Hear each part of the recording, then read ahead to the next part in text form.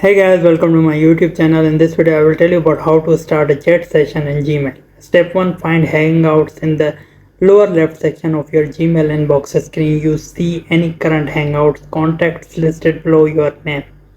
Step 2. To add a contact, select the plus sign. Step 3. Use the search bar to look for someone. Choose a contact who is already using Hangouts or send an invitation to chat with someone who is not currently using it. Step 4. To send a chat, hover your cursor over a contact and select chat. Step 5. A new chat box appears in bottom right corner of Gmail.